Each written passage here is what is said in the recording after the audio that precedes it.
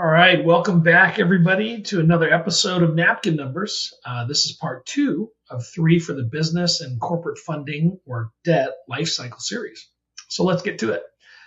On our last episode, we walked through the major categories of these cycles, which is the launch, growth, shakeout, maturity, and the decline phases.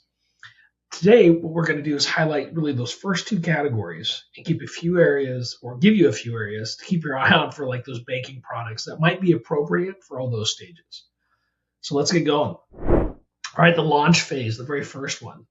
So when you get started, a business can be exciting, it can be overwhelming, all at kind of the same time.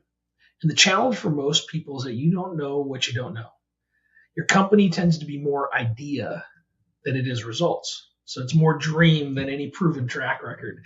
And that launch phase is really where you start your sales process. When you start going out, telling people who you are, what you're trying to accomplish, and you quickly realize that there's a timing delay between the sales you make and the cash that shows up in your bank. And that delay, that realization of profits, that's why the funding cycle is so important. Because during the beginning, your cash flow can even go negative, lower than your profit. Why?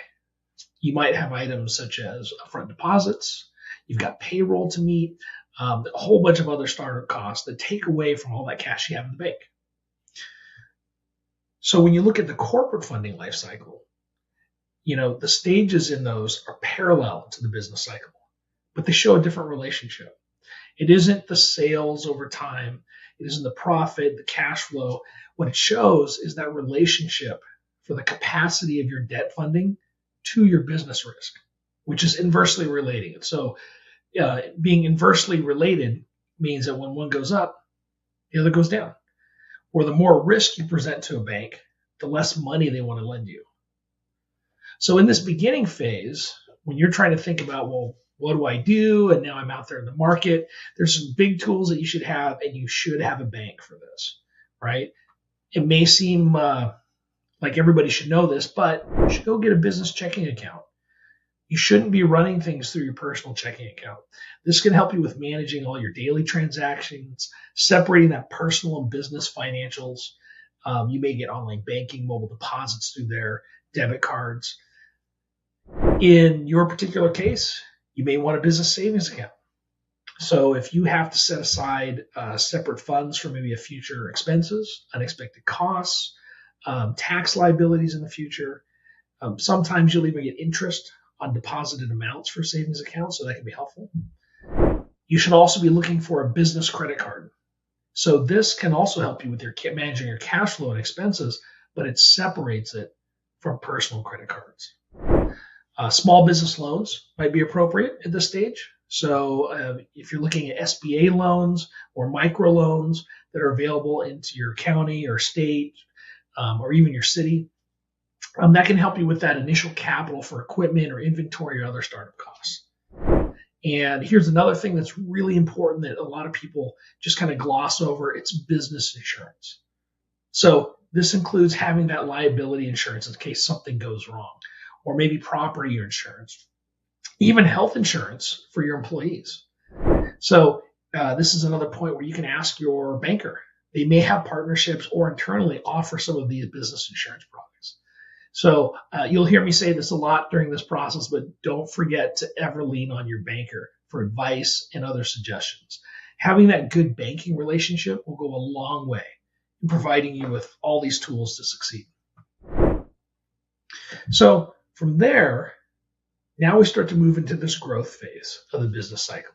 And how do you know that you've gotten there? Easy. You're going to see your sales go up rapidly. You're going to see your profit now that you get past a break-even point. And here's the best part. Your cash flow will begin to be positive. That's right. You're going to have extra cash laying around so you can buy stuff and do stuff and grow. Maybe even pay yourself a dividend. So with that increased growth and financial success, your business risk is going to start to decrease. Banks and other lenders, they're going to feel more comfortable with your ability to repay any of the financing you asked for. And additionally, your products and services, they're showing value in the market. People are buying it. So you're going to start to seek out more capital to expand your market and diversify your sales. And luckily, those banks, well, they're going to like you more since now you've established a better financial foundation. So what's going to be appropriate for you in this stage for bank products? Well, as we talked about expansion, you're probably going to want business loans. So you'll purchase equipment, maybe expand facilities. They may have other significant investments in your entire business, depending on what type of industry you're in. You could be looking for term loans, equipment loans, commercial real estate loans. Another appropriate tool would be like a business line of credit. So that'll give you that flexible access to funds. So if you have short-term needs, things that are coming up in the next few months, or managing your cash flow in your cash conversion cycle, you can have revolving or non-revolving lines of credit. You'll probably lean on merchant services more. So those will be solutions for accepting credit and debit card payments from customers.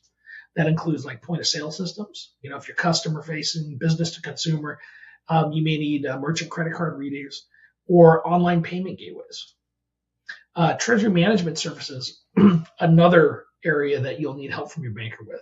That can help you with cash flow management, fraud prevention, financial planning.